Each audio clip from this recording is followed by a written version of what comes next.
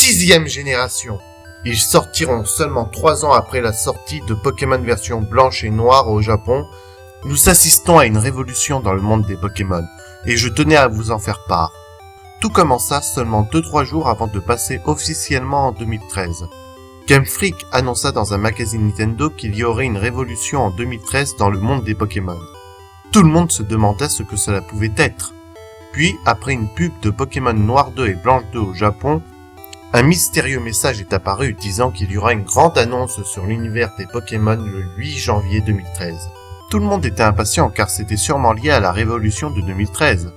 Puis on nous dit que Junichi Matsuda sera dans l'émission du Pokémon Smash du dimanche 6 janvier. Tout le monde s'attendait à la révélation, mais rien. Absolument rien. Bon, après, c'est pas comme s'il y avait une victime. Tout le monde s'en fiche de Tokumen Sentai Co-Posters.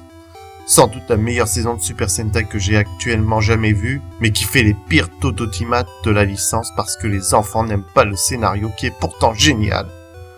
2,7% d'automate pour l'épisode 45, à cause d'un Matsuda qui était invité au Pokémon Smash et qui n'a finalement rien annoncé. En plus, il y avait un super trailer pour Co-Posters vs Go-Geiger ce jour-là.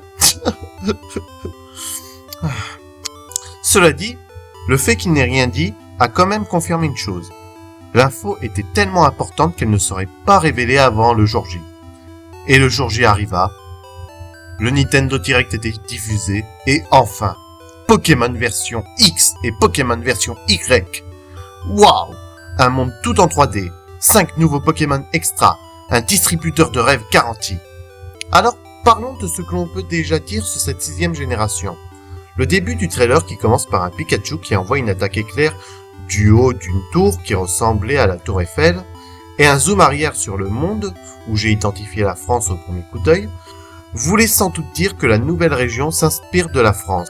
Bon, vous pensez peut-être que je suis subjectif, ça peut aussi bien s'inspirer d'Angleterre, mais je pense plutôt que ça s'inspire de plusieurs pays d'Europe. Vous comprendrez pourquoi plus tard. Pour l'instant, coup d'œil sur les décors.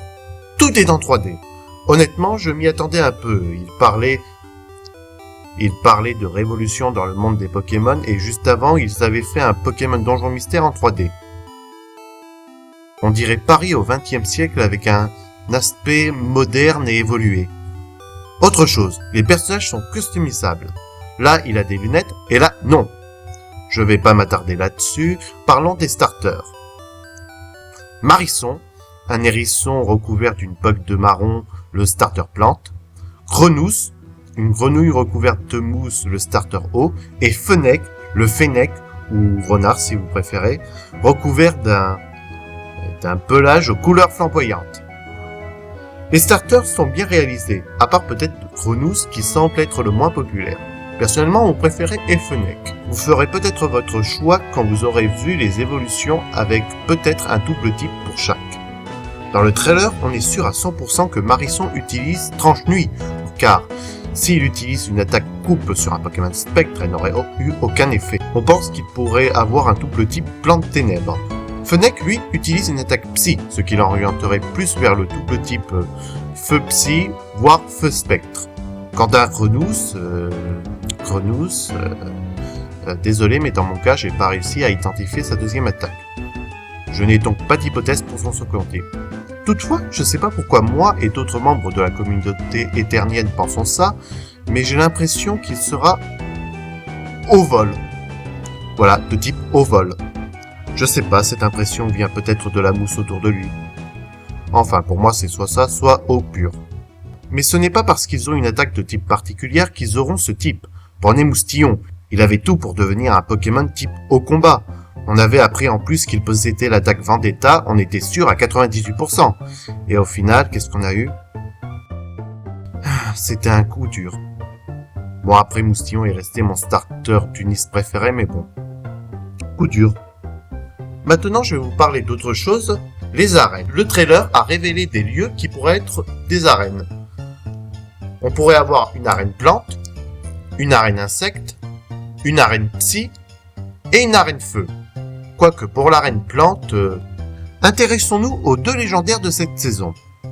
Cernéas, un grand cerf bleu pour la version X, et Yveltal, un grand rapace magenta pour la version Y. Ils sont particuliers par rapport à leur version, parce que si Palkia avait des perles aux épaules et Dialga un diamant au torse, si Zekrom et Regiram étaient de couleur inverse à la couleur de leur version, Yveltal, lui, est en forme de Y, et si Cerneas écarte ses pattes avant, de face, il ressemble à un X. Mais la forme de ses poids fait moyennement tenir la route.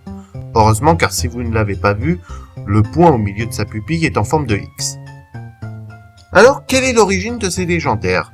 La première chose que j'ai pensé avec X et Y, c'est au chromosome. Mais bon, en cherchant sur le net, j'ai trouvé 3 hypothèses qui semblent plausibles, de la moins crédible à la plus crédible.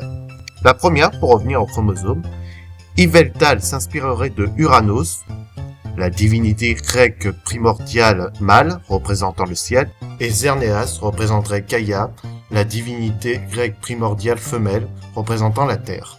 Tous deux issus de la mythologie grecque. Ouais, c'est surtout parce que X et Y évoquent les chromosomes. La deuxième hypothèse se résume en ceci. Les légendaires pourraient s'inspirer des couches germinales développées par les animaux de classe supérieure qui ont 3 types, l'ectotherme pour Cerneas, le mésotherme pour Yveltal et l'endotherme pour le troisième légendaire. J'ai du mal à comprendre cette théorie, mais selon beaucoup ça pourrait être ça, donc bon. La dernière théorie a été découverte par le youtubeur Maître Armand, et je crois que c'est celle qui est la plus possible, donc on l'applaudit. J'essaierai de mettre un lien vers sa vidéo. Alors il se pourrait que les légendaires s'inspirent de la mythologie hongroise, de la Hongrie, qui est européenne. Je vais pas vous la détailler, mais dites-vous que dans cette mythologie, il y a 3 mondes. Le monde d'en haut, le monde du milieu et le monde d'en bas. Reliés par le Vilakfa, un arbre gigantesque dont les feuillages atteignent le monde d'en haut et les racines le monde d'en bas. Chaque monde est représenté par un animal légendaire. Donc, Yveltal s'inspirerait du Touroul, l'animal du monde d'en haut, un rapace géant à mi-chemin entre l'aigle, le vautour et le faucon, et Cerneas s'inspirerait de Chotas Sarvas, un cerf géant qui est le gardien du Vilakfa. D'après cette théorie, si c'est vrai, le troisième légendaire serait un griffon, l'animal du monde en bas qui pouvait ramener les hommes au monde du milieu s'ils étaient tombés dans le monde d'en bas. Je le verrais bien en type vol-sol. Oui, tiens d'ailleurs, parlons des hypothèses sur leur type. Il est fort à parier que Yveltal soit de type vol-ténèbres, vol-feu, ou peut-être même vol tout court. Nous verrons bien. Cerneas est beaucoup associé au type plante, mais moi j'ai pas l'impression qu'il soit de type plante.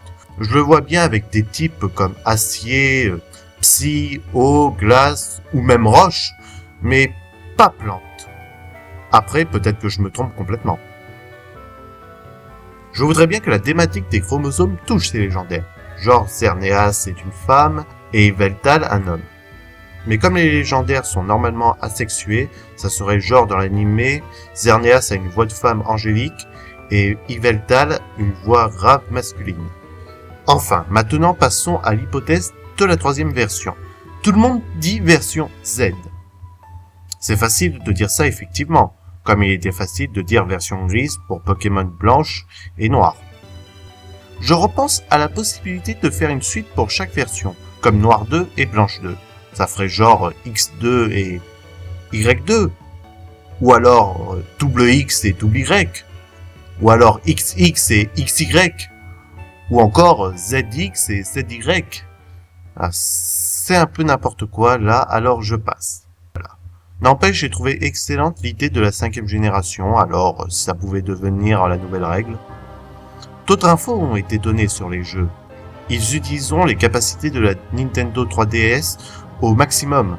La nouvelle expérience, le Real Play. Les Pokémon qui devient de plus en plus fort si votre affection avec lui devient meilleure. Un scénario hors du commun et des musiques magnifiques. Et un changement dans l'animé qui fait un peu peur aux fans. On a peur que les images passent intégralement en 3D comme pour des animés comme Duel Masters, Killary ou plus récemment les mystérieuses cités d'or. On se pose tous ces questions sur ces jeux qui sortiront dans le monde entier en octobre 2013. Que cachent ces nouvelles versions? Quels seront ces nouveaux Pokémon? Les informations s'entasseront pendant 10 mois et nous participerons à une nouvelle expérience dans le monde des Pokémon. D'autres membres de l'équipe d'Eternia, comme Torterra le King, s'attendent à avoir des jeux excellents. Angie et Crystal s'attendent quand même à avoir des déceptions sur les Pokémon, mais restent quand même positifs car les jeux s'annoncent prometteurs. Qu'est-ce qui nous attend? On ne peut être qu'impatient. En tout cas, je vous dis restez connectés et à très bientôt sur Eternia.